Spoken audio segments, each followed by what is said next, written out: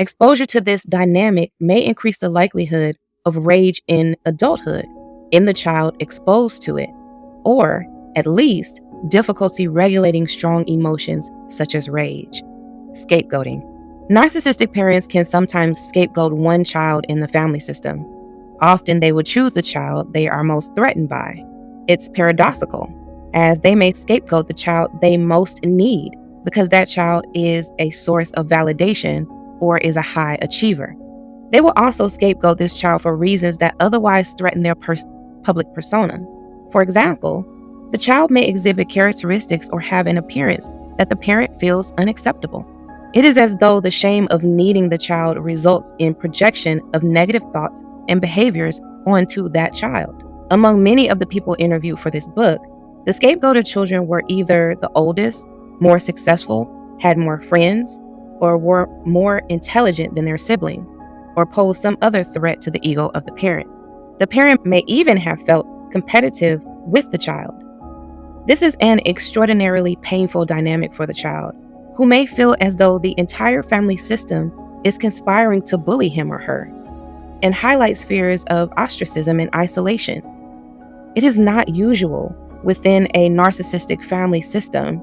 It is not unusual within a narcissistic family system, in addition to the scapegoated child, for there to also be the golden child, a role that is not always a simple one. They may receive the best of the narcissistic parent's acclaim, but they may also feel beholden to the parent, responsible for the parent, or even a sense of survivor guilt for being the chosen one, while other siblings was being scapegoated.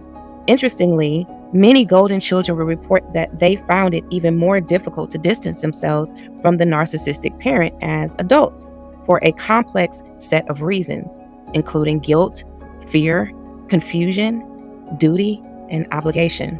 Narcissistic parents' inability to differentiate between themselves and their children can lead to patterns such as rejection and envy. They will rally the other children or other stakeholders in the family system against the child. And siblings may join in to create a stronger alliance with them, because these siblings too may feel competitive or jealous of the child or fear the narcissistic parent. In the most extreme cases, the scapegoated child in the family in this system will be abused, while other children do not experience abuse, a dynamic that negatively impacts all siblings within the family system. The effect on the child. Isolation, fear, and post-traumatic symptoms can be observed. Children may also be deeply confused as to why they were the sole target of the parent in a situation in which there are other siblings. This dynamic is obviously psychologically and potentially physically harmful to the child, but it also negatively affects other siblings in the family system who may subsequently feel guilt for participating or have survivor guilt for not being the target of the abuse or for not attempting to save their sibling.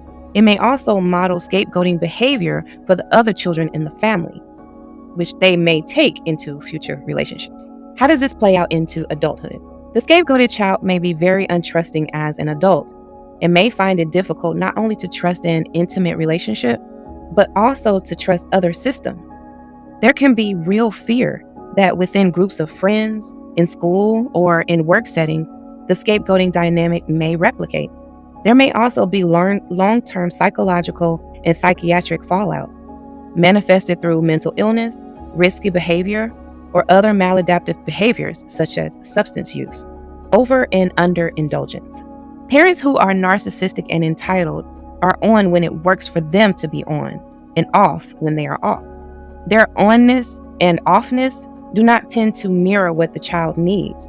They just reflect where the parents are. When narcissistic parents do accurately mirror what the child wants, it is typically just a happy coincidence, which can be more difficult for the child in the long run, who believes the parents can get it right, not knowing that the times they did get it right are likely just luck of timing, rather than the parents being connected in any meaningful manner. This pattern tends to be materially and superficially overindulgent. The theme park parent who is good for the big moment, the parent who purchases all of the latest electronic gadgets.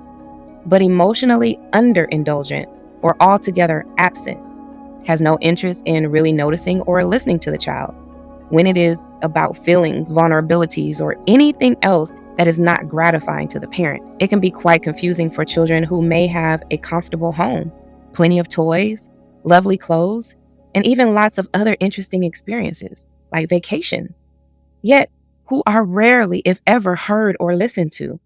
Their emotional and internal worlds are completely underindulged.